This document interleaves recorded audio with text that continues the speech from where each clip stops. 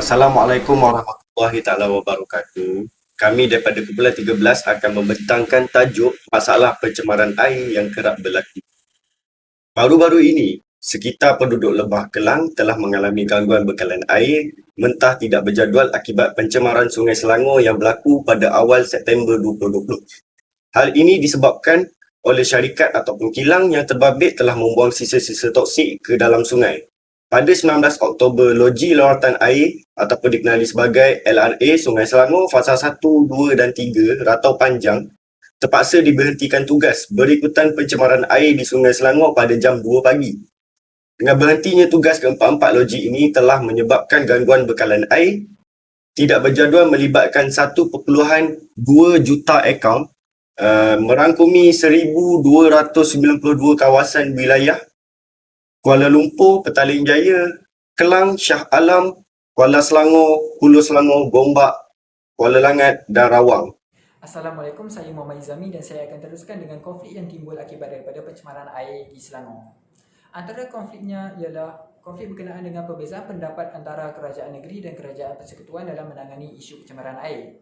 Dan konflik yang kedua ialah konflik berkenaan dengan kemusnahan ekosistem akibat daripada pencemaran air di Sungai Selangor.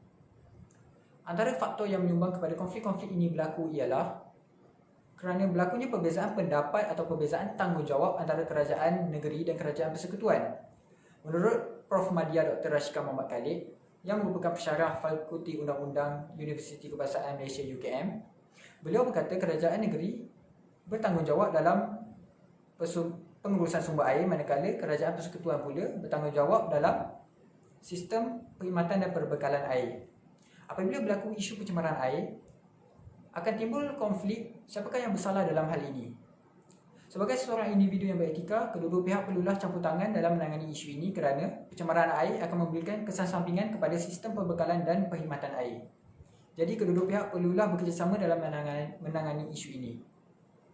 Seterusnya, faktor yang kedua ialah faktor pembuangan sisa toksik secara sambil lewa oleh pihak industri ke dalam Sungai Selangor. Hal ini akan menyebabkan ekosistem haiwan-haiwan dan tumbuh-tumbuhan terjejas. Menurut Keratan Akhbar Sinar Harian pada 9 Januari 2020, Sayan Abdul Ghani yang merupakan pendayung pelancong di situ berkata, pokok berembang dan populasi kelip-kelip semakin terjejas akibat daripada pembuangan sisa toksik secara sambil lewa ini ke dalam Sungai Selangor. Pencemaran air semestinya dapat dikaitkan dengan masalah etika. Contoh yang signifikan adalah seperti kes Sungai Kim Kim, iaitu pada 7 Mac 2019 telah dikesan pembuangan sisa toksik kimia sebanyak 2.43 tan ke dalam sungai tersebut di sekitar kawasan perindustrian Tanjung Langsat, Johor Bahru. Pihak kilang yang terlibat adalah tidak beretika dan tidak bertanggungjawab kerana tidak mematuhi undang-undang bagi pelupusan sisa industri. Sehubungan dengan itu, pada Julai 2010, pihak PBB telah mengiktirafkan hak asasi manusia terhadap air dan sanitasi. Setiap manusia berhak untuk mendapatkan air yang mencukupi untuk kegunaan peribadi dan domestik.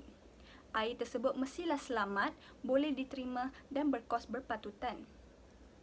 Maka, kes-kes pencemaran air seperti di Sungai Kim Kim dan di Sungai Gong yang telah menyebabkan krisis air di Selangor September lalu telah melanggar syarat-syarat hak tersebut, di samping memberi kesan negatif terhadap kesihatan, keselamatan dan komuniti. Pencemaran air, khususnya pencemaran air sungai dan lautan, akan menjejaskan ekosistem kehidupan akuatik. Selain itu, pencemaran air yang disebabkan plastik, mikroplastik dan nanoplastik amat serius kerana apabila haiwan akuatik memakannya, ia tidak dapat menghadam lalu akan menyebabkan kematian haiwan tersebut. Keindahan dan kelestarian alam sekitar turut kian merosot.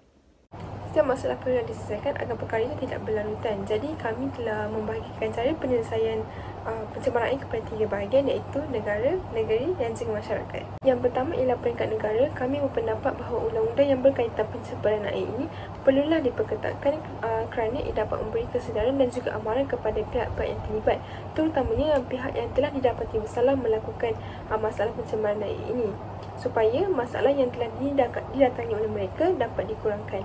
Dan antara peraturan yang kita boleh pindah dan juga kita boleh perkatakan ialah peraturan kualiti alam sekeliling Effluent Perindustrian tahun 2009. Peringkat kedua ialah peringkat negeri. Kami berpendapat bahawa kerajaan negeri perlulah mengambil lebih perhatian dan juga inisiatif untuk menyelesaikan masalah pencemaran air di negeri masing-masing. Seperti contoh kita boleh lihat, negeri Selangor telah merangka beberapa langkah penyelesaian untuk menyelesaikan masalah pencemaran air di negeri mereka pada Belanjawan Negeri Selangor tahun 2021. Dan antaranya ialah pelaksanaan projek perintis rawatan biologikal bagi tujuan pemulihan kualiti air sungai menggunakan kaedah kombinasi pendekatan biologi. Dan yang terakhir, pada peringkat masyarakat, setiap daripada komuniti kemasyarakatan ini perlulah mengambil lebih perhatian dengan masalah pencemaran air yang berlaku di sekeliling kita. Jika ada masalah pencemaran air yang berdekatan dengan kawasan kita, laporan awal perlu dilakukan, dan jika kita tahu siapa pelakunya, ianya juga perlulah dilaporkan agar tindakan lanjut daripada pihak berkuasa dapat dilakukan. Pengajaran yang kita boleh dapati daripada kes ini ialah sumber air mentah merupakan satu sumber yang amat penting bagi kehidupan seharian kita. Jadi kita perlulah bersama-sama memelihara sumber air mentah kita untuk penggunaan secara berterusan. Seterusnya, kita juga perlulah lebih bersikap beretika dalam mengendalikan sampah-sampah terutamanya, dan janganlah dibuang di dalam kawasan sumber air kerana ia boleh menyebabkan pencemaran air.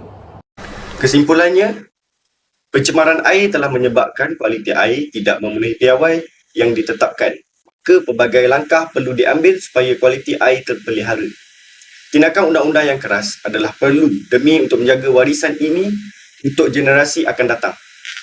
Sebagaimana yang dinyatakan sebelum ini, pencemaran air berlaku akibat proses semula jadi. Namun, kebanyakan pencemaran yang berlaku adalah berpunca daripada kegiatan manusia. Walaupun tidak dapat dinafikan bahawa penerokaan terhadap sumber alam semula jadi amat penting untuk kemajuan. Namun, sikap tamak manusia telah memburukkan keadaan. Ancaman yang terjadi akibat pencemaran air tidak hanya menjejaskan tanaman dan ekosistem semula jadi, malahan ia juga turut mengancam kesihatan manusia dan mengundang maut. Segala rujukan akan dipamerkan pada penghujung slide ini. Sekian, terima kasih.